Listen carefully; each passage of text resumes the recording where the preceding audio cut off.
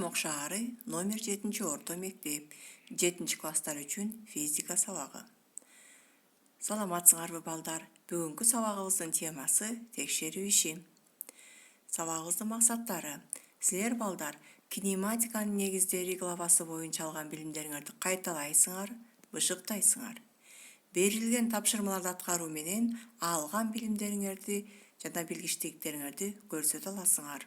Ошондой эле сабакка жоопкерчиликтүү мамиле жасоого, өз алдынча иштөөгө калыптанасыңар. Анда эмесе бул главанын негизги болгон түшүнүктөрүн карап өтөлү. Материалдык чекит. Бул берилген шарттарда өлчөмдөрүн эске албай коюуга мүмкүн болгон нерсени материалдык чекит дейбиз. Механикалык кыймыл бул убакыттын өтүшү менен нерсенин абалынын башка нерселерге салыштырмалуу өзгөрүшү.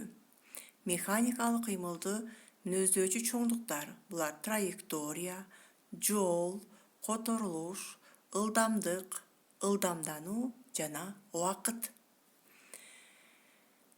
Траекториябыз түз сызык болсо, анда ал кыймыл түз сызыктуу кыймыл болот экен. Эгерде траекториябыз ири сызык болсо, анда ири сызыктуу кыймыл болот экен. Нерсенин баштапкы абалы менен акыркы абалын бириктирүүчү кесинди бул которулуш болот экен. Ал эми нерсенин басып өтүлгөн жол болсо кыймылга келген траекториясын жол дейбиз. Ылдамдык бул убакыт бирдиги ичиндеги нерсенин басып өткөн жолун мүнөздөочү физикалык чоңдук.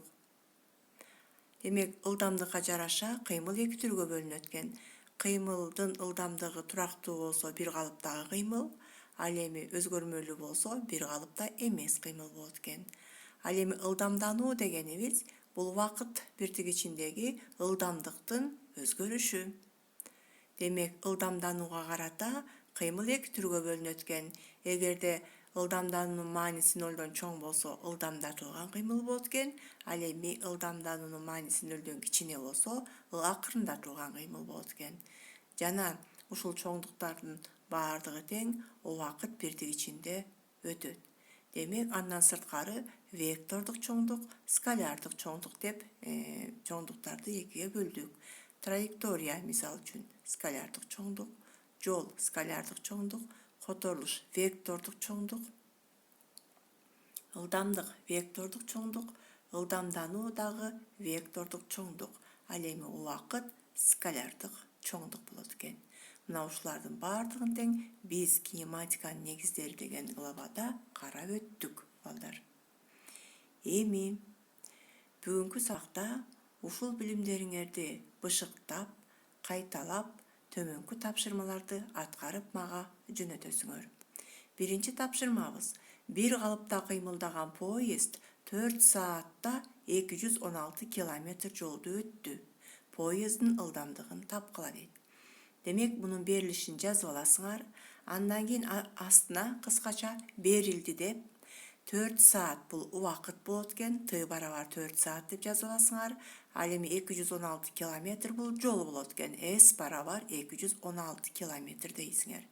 Анан астын сызып туруп, ылдамдыгын тапкыла деп аткандан кийин В суроо деп жазасыңар.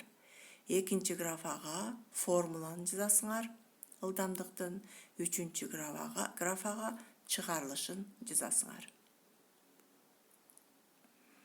Экинчи маселебиз: автомобилдин ылдамдыгы 20 секунд ичинде 5 метр секундадан 25 метр секундага өстү. Анын ылдамдануусун тапкыла дейт. Демек, берилишин дагы эле жазып аласыңар. Андан кийин астына берилди деп кыскача жазабыз. Берилди деп жазасыңар дагы.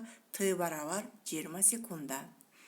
В нулевойубуз 5 метр секунда. В'быз 25 метр секунда. Демек, ылдамданууну таптап аткандан кийин астын чийип туруп, А суроо дейбиз.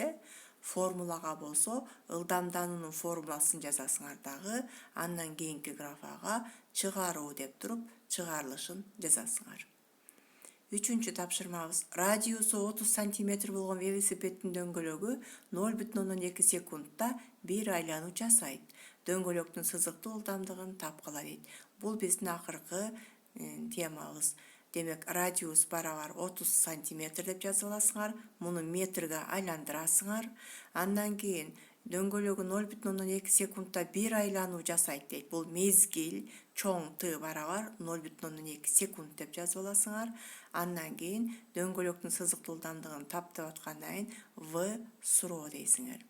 Экинчи графага формуланы жазасыңар. Бул жерде болсо айлана боюнча кыймылга келген нерсенин ылдамдыгынын формуласын жазасыңар. Андан кийин анан чыгаруу жүргүзөсүңөр.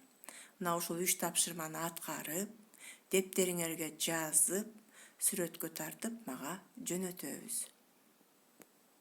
Анда эмесе үйгө тапшырмага балдар.